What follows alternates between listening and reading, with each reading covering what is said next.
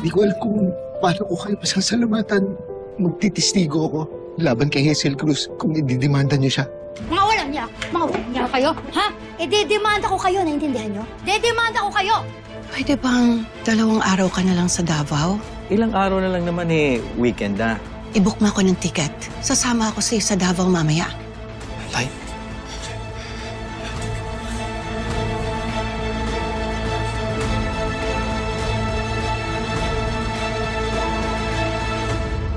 Okay na to? Oo. Ano tayo? Excited ka ng sorpresahin sila nanay? Sobra, anak. Sobra. Okay na po.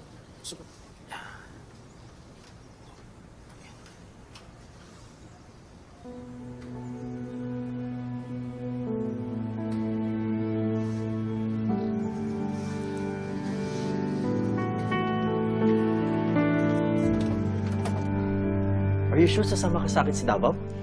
Sus, ano namang klaseng tanong yan, Sir Noah? Nakita mo nag-iimpake na, oh. What I mean is, yung mga bata. How would you explain it to them? Si Didang niyang bahala. Oh, no. Ate, bakit naman ako? Wala pa ako maisip na dahilan eh. Pero ma'am, bakit pa gusto mong sumama sa akin sa Davao? Para sa second opinion. Huwag mo nang paluwasin yung pinsan mo dito. Ako na mismo ang pupunta sa kanya. Ate, yan ba ang dahilan? Ay, sige, I support you. Ako nang bahalang magpaliwanag sa mga bata. Pero okay lang ba kung sasabihin ko sa kanilang may titignan kayong negosyo sa Davao? Ikaw nang bahala. Si Manuel. How do you think he will react? Oh my God! Hindi ko naisip yan. Ako, ate, magsiselo. Bakit? Wala na naman kami. Pero nagmamahalan kayo, ate. Didang! Nakahizel na siya. Wala na kaming karapatan para magselo sa isa't isa.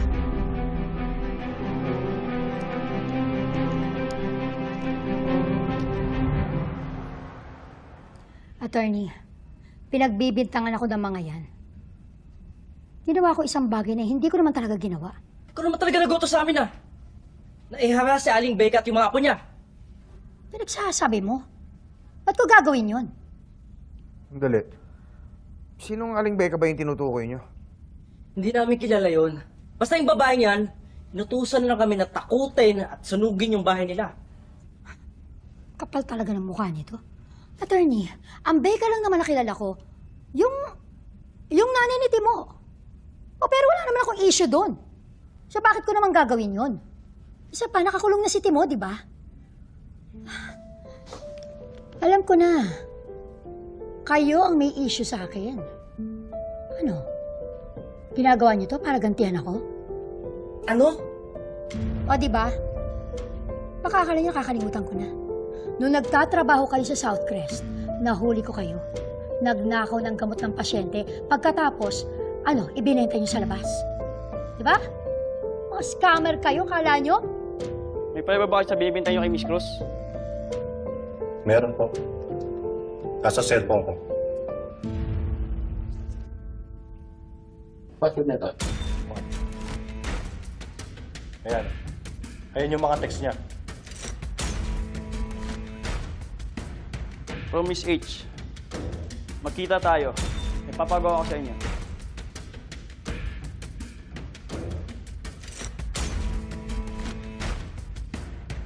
Teka. Hindi naman substantial yan. Di ba napakadaling i-type ng pangalang Miss H at kahit sino pwedeng i-claim yung number na yan? Number niya yan. Patutunayan namin sa inyo. Sige, tawagan mo. Tawagan mo. Yan yung Miss H.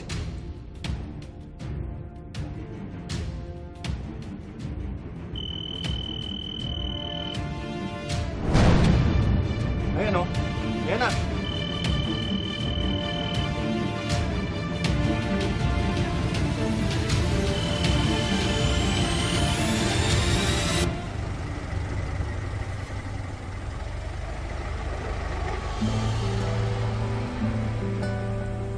Tayo, buksan ko lang.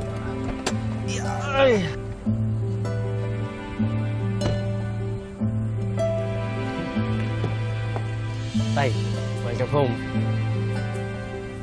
Nandito na ako, Felma. Nakauwi na uli ako, mahal. Tay, welcome home!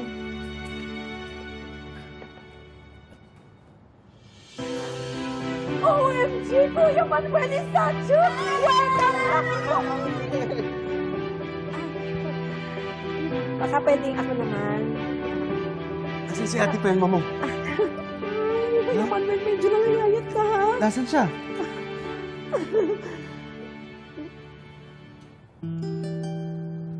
Tay, paano ka nakapunta dito?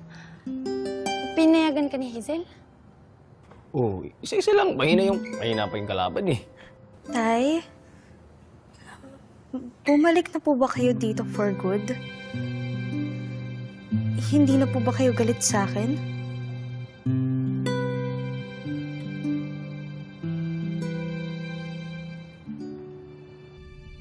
Ayan yung pruwebang hinahanap nyo. Miss Cruz, cellphone niyo po yung tumutunog, di ba?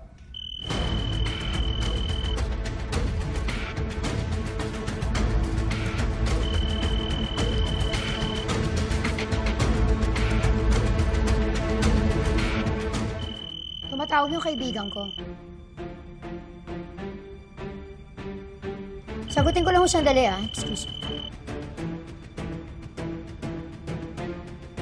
Hello, Alice. Pwede ba mamaya ka na tumawag? Medyo busy kasi ako proving my innocence.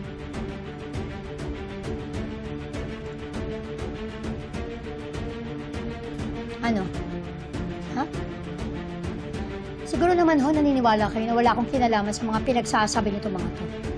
Yung asawa niya, si Manuel. Yun ang mga pagpatunay na siya yung nag-uutos sa amin. Tsaka binabayaran niya kami. Pwede ba wag nga kayong imbento? Nung pag-discharge ko kay Manuel, may consent yun from the hospital. Gusto niyo po, itanong niyo pa dun eh. Kung wala na kayong tanong sa kliyente ko, alis na kami. Miss Cruz?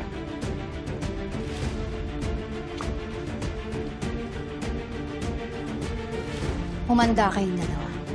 Mabubulok kayong dalawa sa kulong.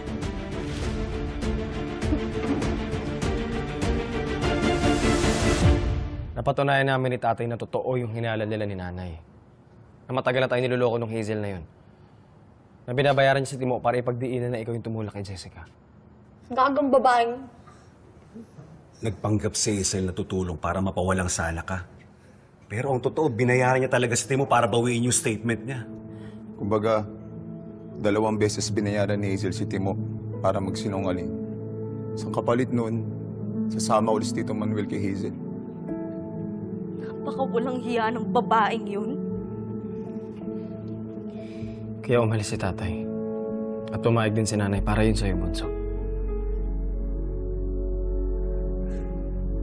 Pero tay, bakit niyo po hinayaang isipin ko na galit kayo sa akin? Anak, para hindi dali ng konsensya mo na may kasalanan ka. Kaya lang tama si Kuya Jeffrey mo eh. May mga bagay talaga na hindi mo pa kayang maintindihan. Pasensya na, punso ha.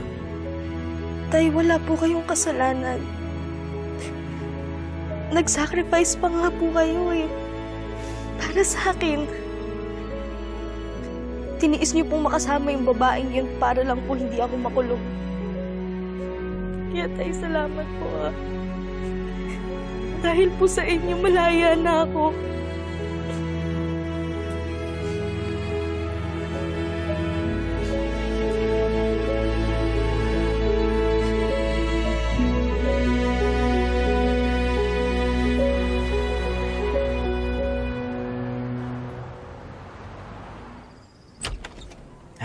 Where am I going, son? Welcome to Davao. Ayan. Lagi kanyang kinikwento sa akin. Manang Lucy, ikaw talaga.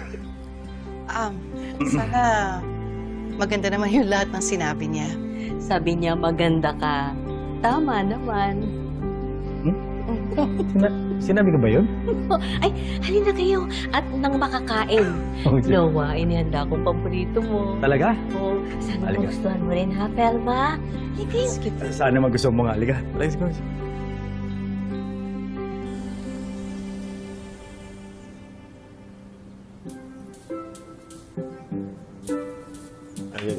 Pwede, kulang mo. Alam niyo, buti na lang nalaman na talaga ni tatay yung totoo. Kundi hawak pa rin siya ng Hazel na yun. At timunyita yung babaeng yan talaga. Anak ni Satanas. Dami pinagdaanan ng pamilya natin. Nakulong si Colleen, kinasuhan. Tapos lahat yun gawa-gawa lang ng babaeng yan. Kaya, puso mo, baka naman hindi na yan tumibok para sa akin. Uy! Okay, hindi. Dito ako, Okay na. Huwag kang kumain dito. Ay, isipin na lang natin, si tatay na uwi na natin dito. Tapos yung Hazel na yan, wala na siyang magagawa na bawiin pa si tatay. Alam nyo, ang tagal ko na dito. Hanggang ngayon, wala pa rin yung nanay nyo. Jeff, tawagan mo nga yung nanay nyo. Sige tayo, wait lang.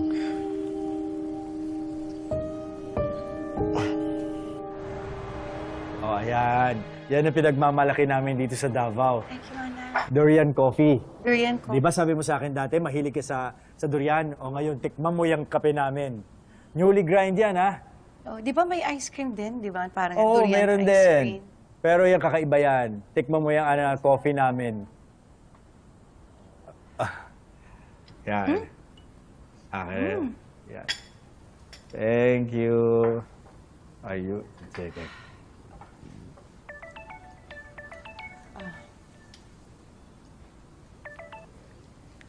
Hello? Hello, Nay. Nasaan ka? Kanina pa kita hinahanap eh. May good news ako. Alma, lagyan mo na ito, oh. Si Tito na ba yun? Nay, akala ko ba? Hinatid niyo siya sa airport lang.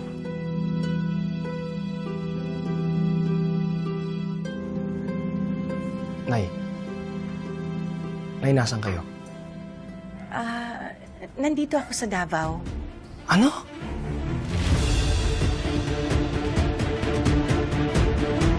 Nay, anong ginagawa mo dyan?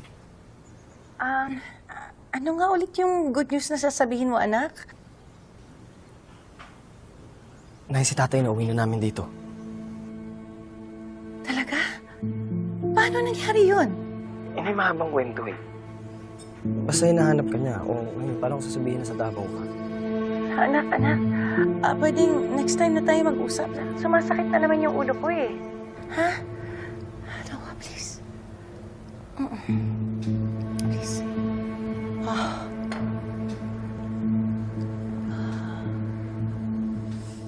Hello, Jeff? Hello, Tito. Tito, ba't magkasama kayo ni nanay? She just needs some time off. Sumasakit kasi yung ulo niya because of the weather, eh. But don't worry, she's fine. Hello, Tito. Tito. Jeff, yan na ba yung nanay mo? Hindi ko. Hindi sumasagot tayo. Kanina ko pa tinatawagan. Mawalang signal doon.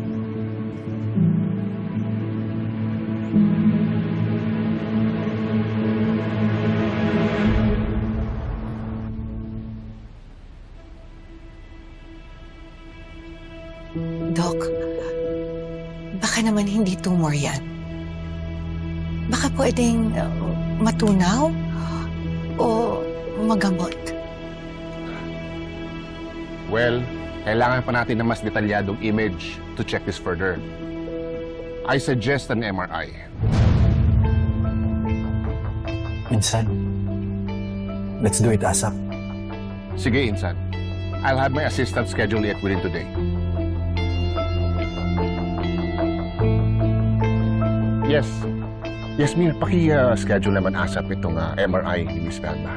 ASAP ito, ha? Yes, thank you. Thank you. Alma, are you okay? Naalala ko lang yung mga bata. Hindi man lang kami nakapag-usap ng maayos ni Jeffrey. Baka kung ano na yung iniisip nila. Lalo na si Manuel.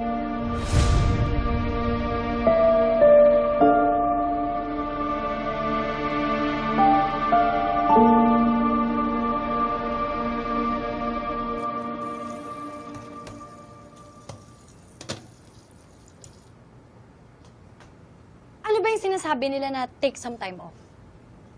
Eh, di naman masyadong pagod si nanay sa work. Nagde-delegate naman kami ni Ninang Paz. Tsaka nakapag-leave pa nga siya para maasikaso yung kaso mo noon. Tapos, di ba, nahirapan din siya mag-cope nung umalis ulit si tatay.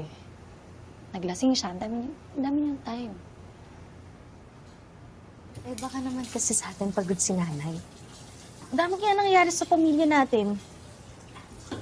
Eh, di sana sinabi niya sa atin, di ba? Hindi yung nabulaga na lang tayo na hello guys, कैसे हो सब। आज के अपने इस vlog video में मैं आपको बताने जा रहा हूँ खताई के बारे में, खताई स्टाइल के बारे में। ये क्या है और क्या नहीं है, सारा कुछ आपके साथ डिस्कस करेंगे। सो आपने हमारा व्लॉग पूरा देखना है शुरू से लेकर एंड तक, ताकि आपको इसकी मुकम्मल जानकारी हासिल हो सके। अगर आप लोगों ने हमारा व्लॉग स्किप कर करके देखा तो मैं आपको पहले बता दे रहा हूँ, आप अपना टाइम वेस्ट करेंगे, ठीक है। सो काइंडली मैंने आपको बताया खताई स्टाइल के बारे में। आज हम इसके ऊपर बात करेंगे, ये क्या है क्या नहीं है, सारा कुछ ईच एंड एवरीथिंग, इसके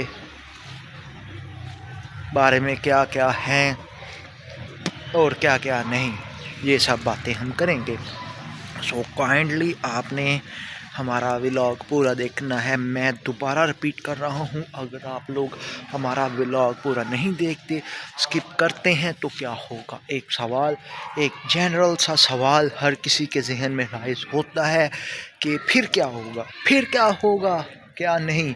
उसके बारे में जानना इम्पोर्टेंट नहीं होता गाइस, इम्पोर्टेंट होता है कि आप अपना ये करो, ठीक है ना। जो टाइम है उसको ठीक तरीके से मैनेज करो।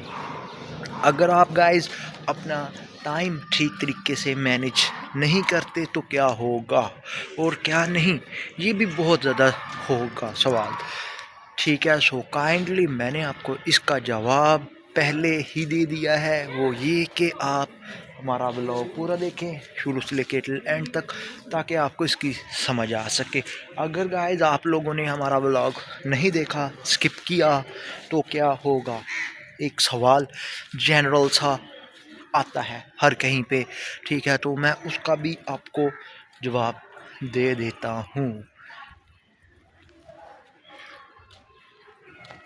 कि इसका आपने करना क्या है। वो कहते हैं ना, इसका उसका ना इसका है, तो ये कैसे है और कैसे नहीं, इस पे भी आप लोगों ने देखना है कि आपने कैसे खताई स्टाइल के बारे में बात करनी है और क्या नहीं। जब आप इस चीज़ पे बात करोगे तब आपको एक अलहदा चीज़ के बारे में होगा, क्या होगा और क्या नहीं। ये सीन आपने चेक करना है कि कैसे करना है और कैसे नहीं करना। ये एक अलहदा सिनेरियो है, वे है। और आप लोग गाइस हमेशा एक चीज़ को क्लैरिफाई करें, किस चीज़ को क्लैरिफाई करें और किस चीज़ को ना क्लैरिफाई करें। जब आप इसको देखते हो तो फिर क्या होगा और क्या नहीं, और क्या होता है और क्या नहीं। अब आपने देखना है क्या देखना है, क्या नहीं देखना, और क्या करना है क्या नहीं करना। जब आपको इन चीज़ों का पता लगता है, कैसे लगता है, वो एक अलहदा सीन है, ठीक है। अब आपने क्या करना है इस पे और क्या नहीं करना, और कैसे होता है वो कैसे नहीं होता। जब आप इस चीज़ को देखते हो, करते हो, जानते हो, तब आपको पता लगता है। अब मैं फिर वही बात कह रहा हूँ गाइस, कैसे पता लगता है और कैसे पता नहीं लगता। जब आपने इस चीज़ के बारे में देखना है, जानना है, तो आपको पता लगेगा कि इसमें क्या है और क्या नहीं। Just at the end you will watch it to till end, जब आप इसको आखिर तक देखोगे तब आपको पता लगेगा कि इस पे क्या है और क्या नहीं, ठीक है। अगर आप इसको टिल एंड तक नहीं देखते तो क्या होगा, एक सवाल होता है गाइस।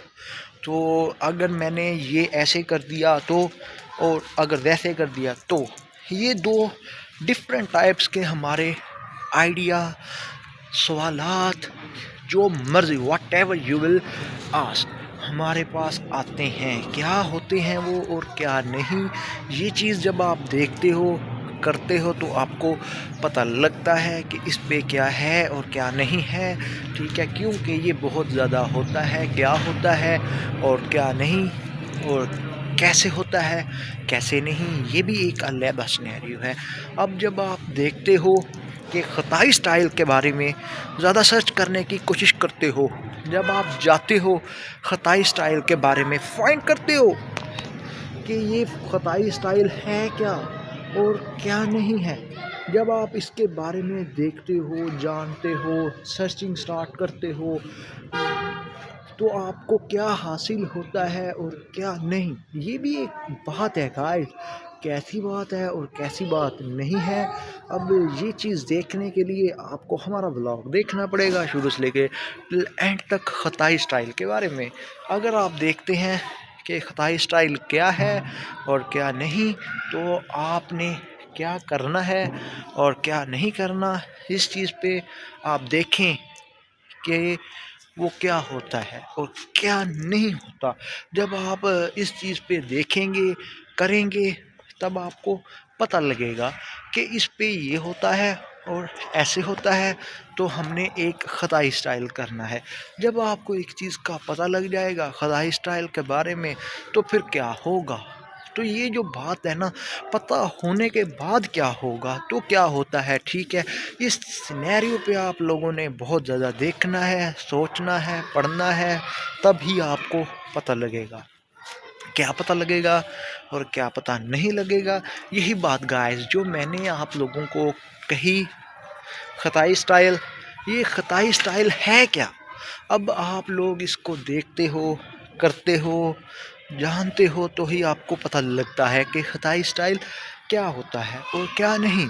जब एक चीज़ आपके बिल्कुल एम हो तो फिर क्या होगा, उसका क्या नहीं होगा, ठीक है, और कैसे होता है और कैसे नहीं, इन चीज़ों के सवालात आपको कैसे मिलते हैं, ये सब एक चीज़ के खताई ही होते हैं। कैसे होते हैं और कैसे नहीं, इनको अगर आपने जानना है, इंटरेस्टेड हो जानने में, तो आपने हमारा व्लॉग पूरा देखना है, स्किप नहीं करना।